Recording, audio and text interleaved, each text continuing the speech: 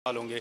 अब मौलाना साहब मुलाकातें कर रहे हैं, मुख्तलिफ सूबों में जा रहे हैं, इलेक्शन के हवाले से वो एहतजाजी तहरीक का सोच रहे हैं कि ईद के बाद होगा। जमात इस्लामी की सर क्या स्ट्रेटजी है, क्या करने जा रहे हैं आप?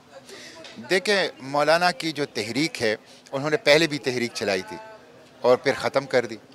जो यहाँ पे एक मार्च हुआ था, आज़ादी मार्च, और फिर उसके बाद धरना था, तो किन के इशारे पे ख़त्म की?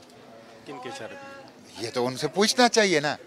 ये यानी आजकल वो इंकिशाफात कर रहे हैं, आजकल वो बहुत से राज उनसे पर्दा उठा रहे हैं, तो वो इस राज से भी पर्दा उठाएं कि किन के कहने पर और किन से मुलाकात करके वो धरना ख़त्म कर दिया गया। नंबर 1। दूसरी बात यह है कि फिर नो कॉन्फिडेंस के बारे में तो उन्होंने खुद कहा है कि किसके कहने पर, ना चाहते हुए भी, यानी कोई बंदा आपसे काम करवा रहा है जो कि आपकी मर्जी भी नहीं है, जो कि आप चाहते भी नहीं है, तो अगर इस तरह की कोई तहरीक चलानी है तो इसका तो कोई फ़ायदा नहीं होगा। अभी भी कोई उनसे करवा रहा है? नहीं, मैं ये नहीं कह रहा कि अभी उनसे करवा रहा है, लेकिन मैं कहता हूँ कि आप जब शुरू करें और फिर वहाँ इस तरह एंड दे दें तो फिर ठीक नहीं है।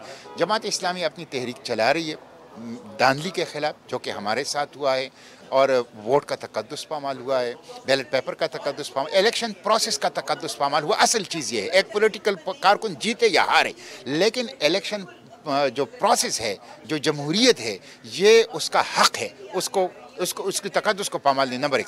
दूसरी बात यह है कि जो इस वक्त आवाम तकलीफ में है, बेरोज़गारी को आप देख लें, किचन आइटम्स की कीमतों को आप देख लें, अद्वियात की कीमतों को, पेट्रोलियम मसनूआत की कीमतों को, बिजली और गैस की कीमतों को, लोगों के लिए नाकाबिल बर्दाश्त हैं। ये एक और प्रोग्राम में जा रहे हैं IMF के, जो 8 अरब डॉलर की है, उसके नतीजे में और ज़्यादा महंगाई का तूफ़ान आएगा। इसलिए हम आवाम का केस लड़ने के लिए और आवाम के हक़ हुक्मरानी और आवाम की जो दस्तूरी हकूक़ हैं मालियाती, उसके लिए हमारी तहरीक जारी है, और ईद के बाद इंशाअल्लाह इसमें बहुत ताकतवर अंदाज से हम आगे बढ़ेंगे। मौलाना साहब के साथ हाथ मिलाने का एहतजाजी हवाले से कोई इरादा जमात ने यह तय कर लिया है कि मुश्तरका इशूज़ के ऊपर उठक बैठक हो सकती है सियासी जमातों का, लेकिन जहाँ तक इंतखाबी तहरीक का ताल्लुक़ है या एहतजाजी तहरीक का ताल्लुक़ है या सियासी तहरीक का ताल्लुक़ है, वो सिर्फ जमात इस्लामी के नाम पर, जमात इस्लामी के झंडे और जमात इस्लामी के प्लेटफॉर्म से होगा। अलबत्ता अगर कोई और जमात इस्लामी के साथ शामिल होना चाहे तो हम जमात इस्लामी के झंडे और बैनर और नाम तले उनको वेलकम करेंगे,